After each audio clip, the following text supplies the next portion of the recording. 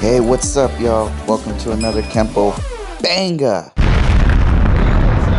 Friends with Central Coast Kenpo Karate, and we are going to cover today compulsion. This is a great technique when it comes to taking the universal pattern of hooking wings on the upper plane onto the lower plane.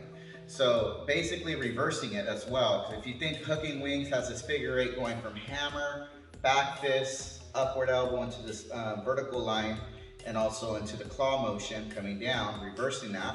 We have bowel compulsion that starts on the vertical line and then ends up in the figure eight. So it's actually reversed. So once we do our elbow here, now we start our claw, reverse it on the vertical line with the hand sword, and here comes our figure eights.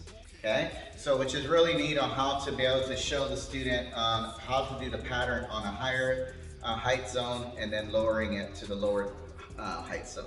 So this is against a traditional lock. Commonly, that's just not really tack that usually we would get attacked with. I treat it more as like someone grabbing and holding onto your hand. Okay, so for example, I have Mrs. Perez here. So if I, for example, grabbed onto her and trying to control her, I can take this scenario and she can use this portion of the technique. Now, if I'm putting pressure on her fingers or on the wrist here, she's gonna drop her weight and shoot the elbow up to relieve the tension from this wrist. And what that does is it gives her the opportunity to escape or try to loosen up this grip. Okay? Now, because of her size, she can possibly even get the elbow to the groin.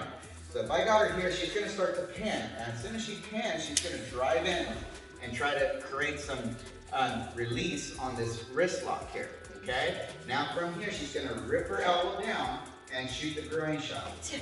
Now from the groin shot, she goes into her wide nail stance. She's gonna rotate slightly to hit the inside of my thigh, and then rotate to reverse wide nail to get some more rotation on this strike. In a way, a two-part type technique, because from the hand sword, I'd probably either go to like possibly locking horn, right? Because it just makes sense to go to that point, or try to make sure I can create distance.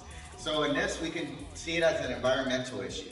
So if someone's standing on a higher level, this ending technique can work real great, right? Let's say I was on a bench and I'm trying to grab her. I'm trying to cause some issue. I'm a guy that's trying to grab her, causing a ruckus. So let's say she's right here and I'm grabbing her, right? So if I grab her, she can shoot this groin shot, right? This hand can check here. That's why we have a checking hand. If I tend to block it here, she still has this to strike with to the eyes. She can shoot this back, this out, and shoot this, okay? Which is canceling my height. Another scenario. Let's say the person falls all the way to their knees. Let's imagine like they fall and you can't hit it. Just continue the motion, just go to the face. So if I have her here and she pins and drops, there's a shot to the groin, but as I come down, let's say I'm coming down to the knees, there's a back fist to the face and there's a punch right to the head. You just keep the same thing, okay? Now you can even go into hooking wings. So that's 1, 2, now she can come up with the elbow and there's a face shot, okay? So just a little take on how you can play with this technique and incorporate hooking wings. I'm getting aggressive and she puts her hands up, right? She's trying to create distance and then she puts her hands here on the chest, trying to grab her. Well, if I pull her in, she's gonna borrow that force, drive the elbow into me. Cause some push. Then she pushes me, that elbow into the lower hip. You know, again, be careful for head, but that's what this check is there for. Now she rips and slices the groin, boom, there's that groin shot, and then the rest, again, 1, 2, okay? So it's a very simple technique, but the idea of the technique is incorporating the universal pattern, some pass release resistance. So in other words, twisted twig was putting pressure here. That's why we come up on a higher level plane. And bowel compulsion is bending our wrist this way. So now we force to come downward this direction with our elbow, okay? So instead of coming up this way, we're now coming up that way. And then reversing it, which is hooking wings, reverse. So again, hooking wings goes elbow up, claw down. This technique goes elbow up, claw down, and then it reverses to that hand sword back to golden punch. And then you can always graft in locking horns because you're in the same scenario as locking horns. Okay? So we'll do this technique fast so you can see the idea.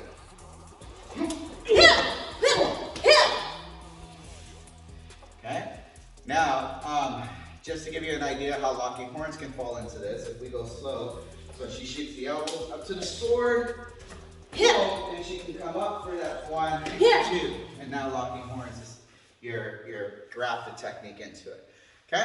So, play with that. Let me know what you guys think. Leave a comment down below. Tell me how you guys do your version. Put a video in our comments so I can check it out, and I might add you to the video. If I really like it, guys, I'll add you guys on our channel, and I'll put your version up on our channel and give you a shout out as well. Oh my God! Like and subscribe, please. Share the video. Leave a comment. We look forward to hearing from you guys. Thank you again. Take care.